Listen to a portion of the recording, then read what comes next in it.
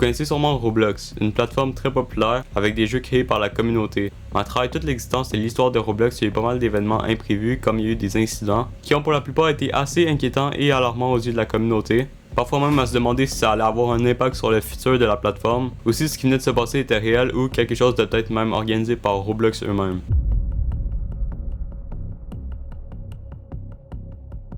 Et d'ailleurs, avant que la vidéo commence, si jamais elle vous plaît, n'hésitez pas à mettre un petit pouce bleu parce que non seulement ça va m'aider pour le référencement, mais en plus ça va me permettre de savoir si vous aimez ce genre de vidéo-là. En vrai, je pense que c'est un type de vidéo qui fait changement d'habitude et ça peut être quand même intéressant d'en faire une peut-être une fois de temps en temps. Donc si jamais ça vous plaît, laissez-moi le savoir et sur ça, on va commencer directement avec le premier incident.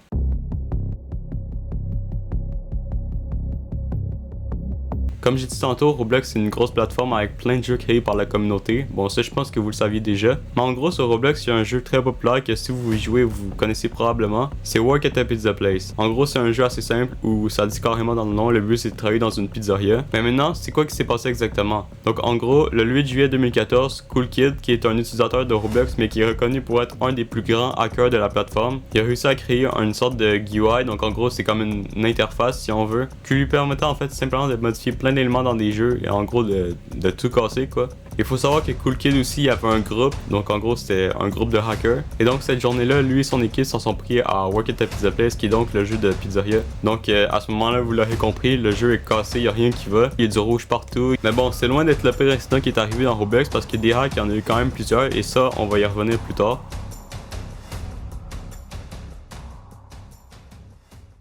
Maintenant, je vais vous parler d'un autre incident qui a eu lieu la même année, mais cette fois-ci sur Twitch. Donc, il faut savoir que Roblox, à l'époque, faisait quand même pas mal de live stream où, en gros, il y avait des événements, il y avait des jeux organisés avec la communauté. Et justement, le 24 octobre, il y a une discussion qui a eu lieu. Donc, déjà, il y avait des animateurs qui présentaient l'événement. Et donc, à un moment donné, c'était à la fin d'un segment. Donc, il était censé peut-être y avoir un switch entre une autre partie de l'événement. Donc, à ce moment-là, les animateurs qui étaient présents ont conclu le segment. Et donc, là, il y a quelque chose de pas normal qui s'est passé, hein, parce que sinon, je vous parlerai pas de cet événement-là, en fait.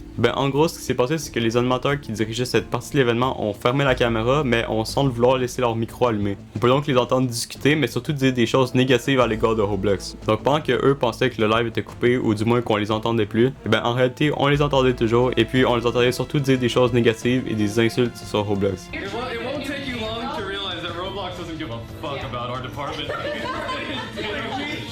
Fuck, I would submit it. I think our site's terrible. But it's not like game changing, when instead we can make our website not look like ads. Oh yeah. Bon, peu de temps après l'incident, les employés en question ont été virés, donc voilà. Voilà, honnêtement, c'est pas mal juste ça qu'il y avait à dire pour cet événement-là, mais c'est quand même assez spécial.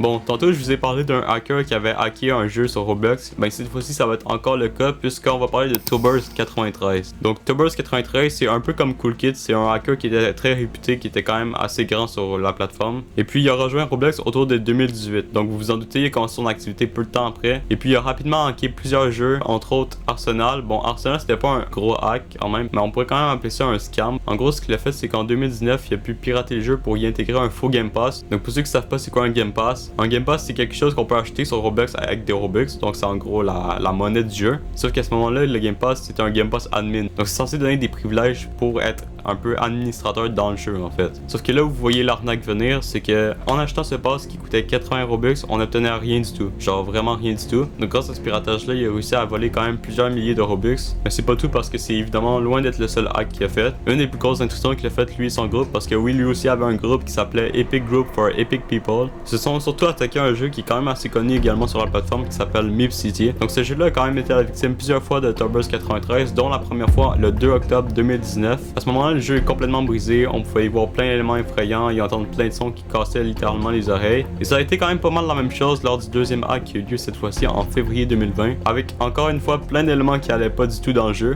et surtout une version assez bizarre où tous les joueurs avaient l'avatar de Toburst93 et même une autre avec Adolf. Ouais, vous avez compris, le H. Les joueurs avaient même la capacité de frapper le développeur du jeu, son avatar, vous avez compris, avec un bâton, ce qui donnait comme une sorte de point que Toburst avait défini par lui-même. Donc on peut quand même dire que ça a été quand même des moments assez sombres pour les joueurs qui étaient présents et même toute la communauté du jeu en général.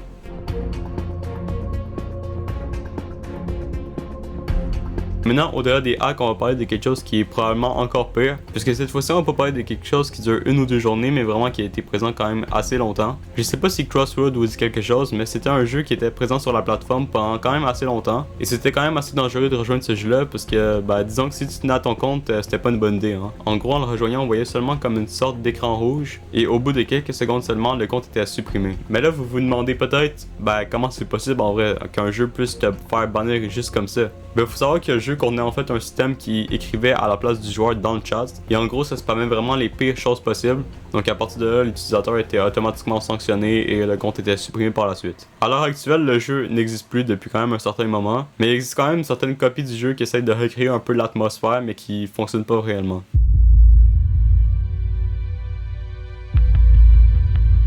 En 2021, la communauté de Roblox et probablement les développeurs eux-mêmes ont subi les 60 heures les plus longues de toute l'histoire de la plateforme.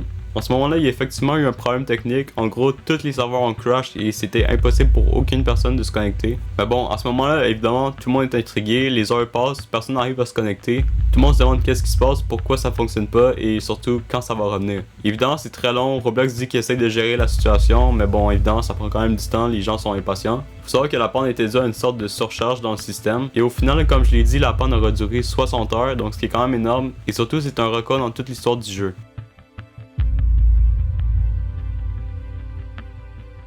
Maintenant, on va passer à un événement qui a lieu en présentiel. Donc en gros, la RDC, c'est une conférence qui a lieu annuellement, qui est organisée par Roblox eux-mêmes, et qui est surtout pour but d'annoncer des nouvelles fonctionnalités qui vont apparaître éventuellement dans le jeu. Sauf que le 9 septembre 2023, la RDC 2023 devait avoir lieu, mais a finalement été annulée à la dernière minute. Et vous allez voir que la raison est quand même assez sombre, je vais pas vous mentir, parce que pour qu'un événement soit annulé à la dernière minute comme ça, il faut vraiment qu'il y ait un imprévu qui arrive. Donc il faut savoir qu'il y a un développeur du nom de SimBuilder qui n'était pas invité à ce moment-là à l'événement, et donc probablement par mécontentement a essayé d'y aller illégalement. Donc à ce moment-là, il s'est vite fait arrêter, et là vous allez me dire, normalement s'il se fait arrêter, tout est correct, on peut juste poursuivre l'événement. Le problème c'est que ça s'est pas arrêté là, puisque non seulement il a essayé de se débattre et même de confronter les policiers lorsqu'il s'est fait arrêter, mais en plus, on s'est rendu compte plus tard qu'il y avait une arme dans sa voiture. Si jamais il s'était pas fait arrêter ce jour-là, je vous laisse imaginer ce qui serait passé, mais au moins on pourra dire que cette fois-ci Roblox aura évité le pire.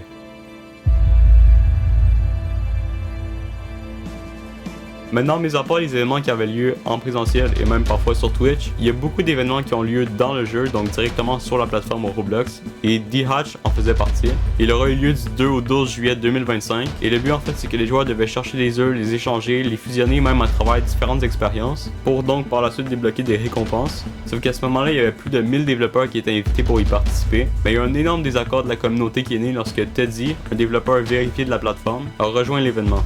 Et maintenant, il manque plus que la raison à ça. Pourquoi est-ce qu'on devrait rejeter un développeur? Pourquoi est-ce que ce développeur-là devrait pas venir à l'événement? Simplement que c'est un développeur qui est quand même assez détesté pour le type de jeu qu'il crée. On peut trouver entre autres des roleplays qui vont à l'encontre des règles du jeu, surtout par leurs images et surtout par le fait que ça peut être une bonne source pour attirer des prédateurs. Roblox a donc affirmé vouloir protéger les enfants et les autres utilisateurs de la plateforme, mais aucune réelle action n'avait été prise à ce moment-là. Mis à part le fait que Teddy ait été banni, sanctionné plusieurs fois et puis débanni par la suite, il n'y a pas vraiment eu de mesures qui ont été prises contre lui. Il y a même plusieurs développeurs de jeux populaires qui ont décidé de carrément quitter l'événement. Donc voilà, c'est quand même quelque chose qui faisait pas l'affaire de beaucoup de gens à ce moment-là, mais faut quand même préciser que Teddy aura finalement été banni le 30 juin.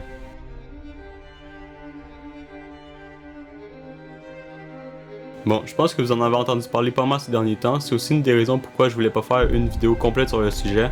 Mais pour ceux qui se demandent qui est Schlepp, c'est surtout un créateur de contenu qui fait des vidéos en lien avec Roblox, mais ces vidéos elles ont surtout un but spécial, c'est-à-dire attraper des prédateurs. Parce qu'on en a parlé un peu juste avant, mais Roblox regorge de plein de prédateurs qui sont présents sur la plateforme, et le but de Schlepp était simplement de les piéger parce que lui-même s'est déjà fait manipuler par le passé. Et croyez-le ou non, mais son travail aura quand même mené à l'arrestation de 6 prédateurs jusqu'à maintenant, donc honnêtement c'est quand même énorme pour avoir fait ça tout seul avec l'aide de quelques personnes, c'est vraiment quelque chose de bien. Sauf que récemment la polémique qu'il y a eu autour de lui, c'est qu'il s'est fait bannir de la plateforme alors qu'au final, il faisait carrément un travail que la plateforme elle-même ne faisait pas. Il y a donc encore une fois un désaccord de la communauté qui est né. Ça se demandait si Roblox fait réellement des actions contre les prédateurs, et encore une fois, Roblox affirme encore que c'est sa priorité de protéger les enfants. Mais bon, ça commence à être dur à croire vis-à-vis de ce qui se passe présentement. Mais maintenant, c'est quoi qui va se passer pour la suite? Est-ce que Roblox va se trouver dans l'obligation de faire quelque chose? Ça, on le sait pas encore, mais une chose est sûre, c'est que Roblox n'a pas fini d'avoir des incidents comme j'ai présenté dans la vidéo. Pour vous dire, c'est le genre de choses qui arrivent un peu n'importe quand, on peut jamais prévoir réellement. Mais voilà. voilà, sinon la suite reste à voir. Merci d'avoir écouté cette vidéo. J'avais envie de faire une vidéo un peu histoire ou critique. En vrai, je pense que c'est un type de vidéo qui peut quand même être bien de temps en temps. Ça fait changement du type de contenu habituel. Puis en vrai, dites-moi ce que vous en pensez dans les commentaires. Sinon, merci encore d'avoir écouté cette vidéo et moi je vous dis à la prochaine.